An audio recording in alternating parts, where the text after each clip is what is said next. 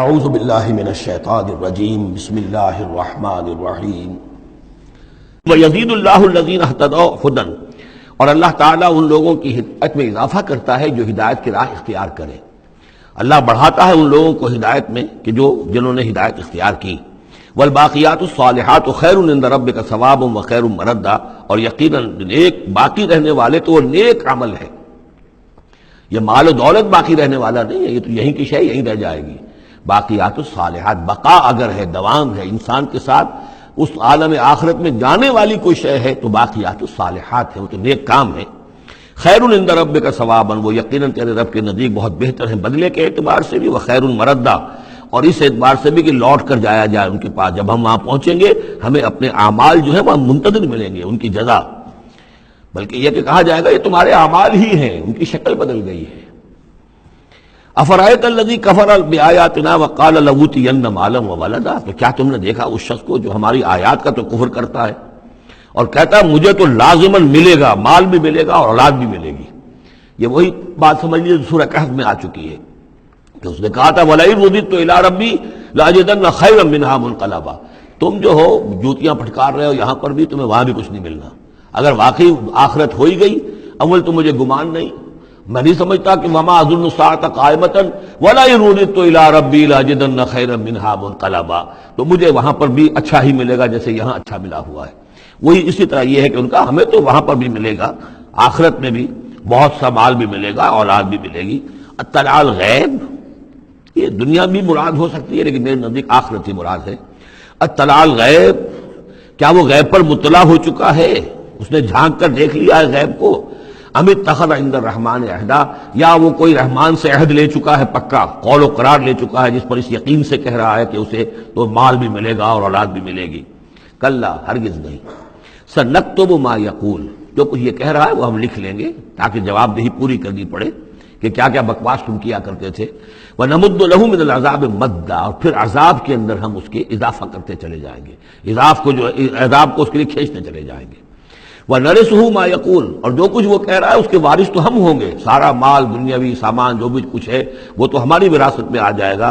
وَيَأْتِينَا فَرْدًا، اور وہ جب آئے گا ہمارے سامنے ہماری عدالت میں پیش ہونے کے لیے تو ایک فرد کی حیثیت سے آئے گا، نہ اولاد ساتھ ہوگی، نہ مال، نہ خدم، نہ حشم، نہ قوم، نہ ہم نشین، نہ حاشیہ نشین، کوئی نہیں ہوگا۔ وَاتَّخَذُوا مِن دُونِ اللَّهِ آلِهَةً، انہوں نے اللہ کے سوا کچھ اختیار کر لیے ہیں اپنے معبود، لِيَكُونُوا لَهُمْ عِزًّا، تاکہ وہ ان کے مددگار بنے، ان کے لیے سہارا بنے، پشت پناہ بنے، اللہ کے ہاں انہیں کچھ چھڑا سکے عذاب سے۔ کلا، ہرگز نہیں۔ سَيَكْفُرُونَ بِعِبَادَتِهِمْ، وہ تو ان کی عبادت کا انکار کریں گے، جیسا کہ پہلے بھی آ چکا ہے، وہ فرشتے ہوں، اولیاء اللہ ہوں، انبیاء ہوں، حضرت عیسیٰ ہوں، شیخ عبد القادر جیلانی ہوں، کوئی بھی ہو، ان کا تو مانگو تو کفر کرے گا، تم کیا کہہ رہے ہو، ہمیں تو معلوم بھی نہیں تھا کہ تم ہم سے دعائیں کرتے رہے اور ہمیں سمجھتے رہے کہ ہم تمہیں چھڑا لیں گے۔ سَيَكْفُرُونَ بِعِبَادَتِهِمْ، وہ انکار کریں گے ان کی عبادت کا۔ وَيَكُونُونَ عَلَيْهِمْ ضِدًّا، اور وہاں ان کے مخالف ہوں گے، انہیں وہاں پر پروسیکیوٹ کروائیں گے۔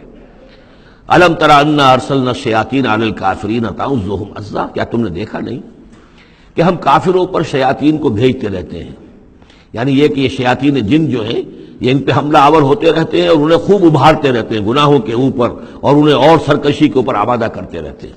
وجہ کیا ہے کہ خود انہوں نے شیطان کی رفاقت کو اختیار کی ہے۔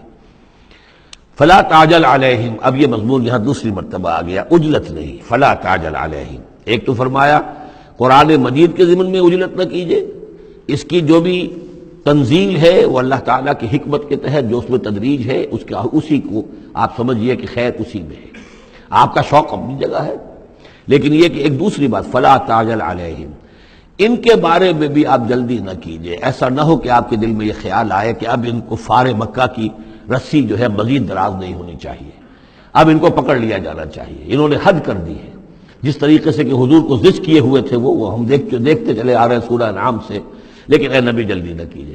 فلا تعجل علیہم، ان کی مخالفت، علی یہاں پر آ رہا ہے، فلا تعجل علیہم انما نعد لهم عدا، ہم ان کی پوری گنتی کر رہے ہیں، ایک ایک عمل ان کا لکھا جا رہا ہے، ہر چیز کا ان کو جواب دہی کرنی ہوگی، ہر چیز کی ان کو سزا مل جائے گی، لیکن یہ کہ ہمارے ہر کام کے اندر جو بھی فطری تدریج ہے، اس کی جو توقیت ہے، اس کا جو نظام ہم نے بنا رکھا ہے وہ اسی کے مطابق ہوگا۔ یوم نحشر المتقین الی الرحمن وفدا، یاد کرو جس دن کی ہم جمع کریں گے اہل تقویٰ کو، وہ رحمان کی طرف آئیں گے مہمانوں کی صورت میں، جیسے مہمانوں کا استقبال ہوتا ہے، وفد آیا ہے۔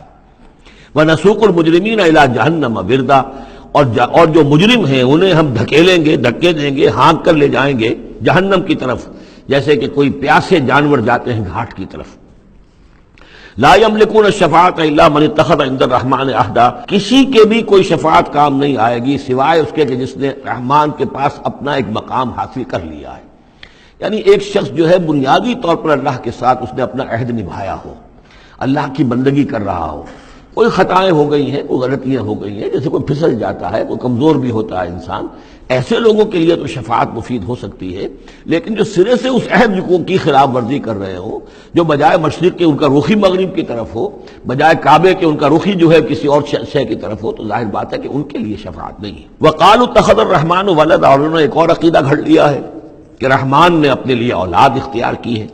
لَقَدْ جِئْتُمْ شَيْئًا إِدًّا، دیکھو تم نے یہ بہت بڑی بھاری بات کہی ہے، یہ بہت بڑی گستاخی ہے اللہ کی جناب میں۔ اور کتنی بھاری گستاخی ہے ذرا نوٹ کیجئے الفاظ، تکاد السماوات یتفطرن منہ، قریب ہے کہ آسمان پھٹ پڑے تمہاری اس گستاخی پر، وتنشق الارض، اور قریب ہے کہ زمین شق ہو جائے، وتخر الجبال ہدا، اور یہ پہاڑ جو ہے دھماکے کے ساتھ گر پڑے، ان دعوا للرحمن ولدا، کہ انہوں نے رحمان کے لیے بیٹا قرار دیا، بیٹی قرار دی۔ مشرکین عرب نے فرشتوں کو خدا کی بیٹیاں بنا دیا، عیسائیوں نے حضرت مسیح کو خدا کا بیٹا بنا دیا، اور یہودیوں نے عزیر کو خدا کا بیٹا بنا دیا۔ ان دعوا للرحمن ولدا وما ينبغي للرحمن ان يتخذ ولدا، رحمان کے تو یہ شایان شان ہی نہیں ہے کہ وہ کسی کو اولاد بنائے۔ یہ اس کی وضاحت میں کر چکا ہوں کہ اولاد کی ضرورت اس کو ہوتی ہے جو خود فانی ہو۔ ہمیں معلوم ہے ہم مر جائیں گے، ہمارا نام و نشان مٹ جائے گا، اولاد کے ذریعے سے ہمارا نام زندہ رہے گا۔ یہ اصل میں ایک اپنی ہی تسلسل انسان سمجھتا ہے کہ میری ہستی کا تسلسل ہے، میری اولاد گویا کہ میرا اپنی بقا کی ایک شکل ہے۔ اس لیے کہ یہ انسان کے اندر ہے۔ مجھے یاد ہے جب ہم پڑھتے تھے کالج میں تو الفا ایک کمپنی ہوتی تھی لاہور میں جو فائل کورز وغیرہ بناتی تھی نوٹ بکس کے، تو اس میں پیرامڈس کے عنوان سے جو بہترین الفاظ لکھے ہوئے تھے اب بھی مجھے یاد ہیں، still and resolute, calm and self-possessed, still and resolute. The pyramids echo unto eternity, the defiant cry of man's will to survive and conquer the storms of time. کہ یہ جو ان لوگوں نے فرائضہ نے اتنے بڑے بڑے پیرامڈز بنا دی، کائے کے لیے بنا دیے؟ تاکہ ہمارا نام رہے، ہم تو نہیں ہوں گے، نام رہے گا۔ تو گویا کہ انسان کے اندر ایک خواہش ہے بقا کی، وہ اپنا دوام چاہتا ہے۔ یہ اسے پتا ہے کہ میری ذاتی طور پر تو میرا دوام ہے، تو میں کوئی عمارت بنا دوں، میرا نام جو ہے اس کے حوالے سے دنیا کے اندر رہے۔ اور یہی معاملہ اولاد کا ہے کہ اولاد سے انسان کو سب سے زیادہ جو اس کو خواہش ہوتی ہے وہ اپنا بقا، اپنا تسلسل۔ وہ سمجھتا ہے کہ میری اپنی کنٹینیوٹی ہے کہ جو میری اولاد کے ذریعے سے۔ ظاہر بات ہے کہ اللہ ہمیشہ خود باقی رہنے والا ہے، تو اس کے شایان شان ہی نہیں ہے کہ وہ کسی کو اپنی اولاد بنائے، اسے کوئی ضرورت ہی نہیں ہے۔ تو تمہارے لیے ہے معاملہ کہ تم فانی ہو، لہذا تمہیں ضرورت ہے کہ کوئی تمہارا نام لیوا باقی رہے۔ وما ينبغي للرحمن ان يتخذ ولدا ان كل من في السماوات والارض الا آتي الرحمن عبدا، نہیں ہے کوئی بھی آسمانوں اور زمین میں کوئی بھی مگر یہ کہ وہ حاضر ہوگا رحمان کی عدالت میں بندے کی حیثیت سے، کسے باشد، جبکہ ہمیں معلوم ہے کہ محمد رسول اللہ صلی اللہ علیہ وسلم بھی حاضر ہوں گے تو بندے کی حیثیت سے، عبدہ ورسول، عبد۔ اور حضور فرماتے ہیں کہ اس روز میدان حشر میں لواء الحمد بیدی، میرے ہاتھ میں ہوگا حمد کا جھنڈا، اور اس روز جو میں حمد کروں گا اللہ کی وہ آج نہیں کر سکتا۔ اللہ تعالیٰ کی حمد بیان کریں گے محمد رسول اللہ عدالت خداوندی میں کھڑے ہو کر۔ تو معلوم یہ ہوگا کہ جو بھی آئے گا بندہ بن کر آئے گا، وہ عیسیٰ ہوں یا عیسیٰ ابن مریم انت قلت للناس اتخذونی وامی الہین من دون اللہ، یہ سوال کیا جائے گا کہ نہیں؟ تو فرمایا کہ ان کل من فی السماوات والارض، یقیناً کوئی نہیں ہے آسمانوں اور زمین میں، الا آتی الرحمن عبدا، مگر وہ رحمان کی خدمت میں آئے گا، حاضر ہوگا بندے کی حیثیت سے۔ لقد احصاہم، اس نے ان سب کی گنتی کی ہوئی ہے، ان کا پورا احاطہ کیا ہوا ہے، کوئی چھپ نہیں رہے گا، کہیں بچ کر نہیں رہ جائے گا۔ وعدہم عدا، اور ہم نے پوری گنتی رکھی ہوئی ہے۔ وکلہم آتی ہے یوم القیامت فردا، اور قیامت کے دن یہ سب کے سب آئیں گے تو ایک فرد کی حیثیت سے۔ انڈیویجول کیپیسٹی میں محاسبہ ہوگا. نہ ماں باپ ساتھ ہوں گے کوئی شفاعت کرنے کے لیے، کوئی گڑ گڑانے کے لیے، نہ اولاد ہوگی، نہ شوہر کے ساتھ جوری ہوگی، نہ جورو کے ساتھ شوہر ہوگا، کچھ نہیں. ہر ایک شخص نفسی نفسی، اپنی جان.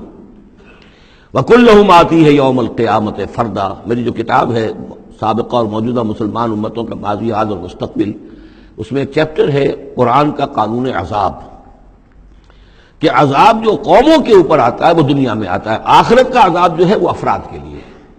محاسبہ اجتماعی جو ہوتا ہے وہ اللہ کا دنیا میں ہوتا ہے، لیکن آخرت کا حساب وہ جو ہے محاسبہ انفرادی ہے. ان الذين آمنوا وعملوا الصالحات سيجعل لهم الرحمن ودا. یقیناً جو لوگ ایمان لائے اور جنہوں نے نیک عمل کیا، ان قریب رحمان ان کے لیے محبت پیدا کر دے گا، یعنی لوگوں کے دلوں میں محبت ڈال دے گا. یہی ابو بکر ہوں گے جن کا نام کس تعظیم سے لوگ لیا کریں گے، کس محبت سے لیا کریں گے. یہی بلال ہوں گے جن کی جو تعظیم ہوگی، جن کی کتنی محبت کی جائے گی. ابھی ذرا وقت ہے، کٹھن ہے. سيجعل لهم الرحمن ودا. حدیث میں بھی آتا ہے کہ اللہ تعالیٰ جو ہے اپنے کسی بندے سے محبت کرتا ہے تو پہلے فرشتوں کو، جبرائیل سے کہا جاتا ہے کہ میں اپنے اس بندے سے محبت کرتا ہوں، اعلان کر دو. وہ فرشتوں میں اعلان کرتے ہیں، ان کے دل میں اس کی محبت ڈال دی جاتی ہے. پھر وہ عام دنیا میں اور لوگوں کے اندر اس کی ایک محبت ڈال دی جاتی ہے. فَإِنَّمَا يَسَّرْنَاهُ بِلِسَانِكَ. یہ آیت بڑی اہم ہے. تو ہم نے اس قرآن کو یسرنا ہو، اس کو قرآن کو آسان کر دیا ہے بلسان کا، آپ کی زبان پر یا آپ کی زبان کے ساتھ، یعنی عربی زبان میں. یہ بہت آسان ہے، بہت ہی ستھری زبان ہے، سادہ زبان ہے، جس کو ہم کہتے ہیں کہ سہل ممتنع. اس کے اندر ثقالت نہیں ہے، بوجھل پن کا نہیں ہے، بہت بھاری برکم الفاظ کہیں کہیں شاذ آئے ہیں، ورنہ عام طور پر قرآن مجید جو بڑی سلیس زبان میں ہے. انما یسرناہ لسانک بلسانک لتبشر بہ المتقین، تاکہ آپ بشارت دیں اس کے ذریعے سے متقیوں کو، وتنذر بہ قوما لدا، اور اس کے ذریعے سے انذار فرمائے. یعنی آپ کی دعوت کا مرکز و محور اور آپ کا آلہ جو ہے، آلہ دعوت، آلہ انقلاب، وہ قرآن مجید ہے. انذار کیجئے قرآن کے ذریعے، تبشیر کیجئے قرآن کے ذریعے، تذکیر کیجئے قرآن کے ذریعے. فذکر بالقرآن من یخاف وعید. تذکیر ہو، واعظ ہو قرآن کے ذریعے. یا ایھا الناس قد جاءتکم موعظۃ من ربکم، اس سے بڑا واعظ اور کوئی نہیں. تزکیہ نفس و قرآن کے ذریعے سے. شفاء لما فی الصدور یہ ہے، سورہ یونس میں بھی آ چکا، سورہ بنی اسرائیل میں بھی آ چکا. وَنُنَزِّلُ مِنَ الْقُرْآنِ مَا هُوَ شِفَاءٌ وَرَحْمَةٌ لِّلْمُؤْمِنِينَ. تو قرآن مجید ہی در حقیقت دعوت اور تربیت کا اور تعلیم کا گویا کہ اس کا محور ہے، مرکز و محور. فَإِنَّمَا يَسَّرْنَاهُ بِلِسَانِكَ لِتُبَشِّرَ بِهِ الْمُتَّقِينَ وَتُنذِرَ بِهِ قَوْمًا لُدًّا وَكَمْ أَهْلَكْنَا قَبْلَهُم مِّن قَرْنٍ. اور ان سے پہلے ہم نے کتنی ہی قوموں کو ہلاک کیا. هَلْ تُحِسُّ مِنْهُم مِّنْ أَحَدٍ. ان میں سے کسی کی کوئی آہٹ تمہیں نظر آتی ہے؟ کہیں کوئی باقی ہے نام و نشان؟ کہیں عاد کا کوئی نام و نشان باقی ہے؟ اور تسمع لهم رکزا، یا کہیں ان کی کوئی بھنک تمہارے کان میں آتی ہے؟ معلومات نسیم منسیہ، ختم ہو گئے. تو اسی طریقے سے یہ آج اکڑ رہے ہیں، ان کا حال بھی یہی ہو جائے گا. صدق اللہ العظیم.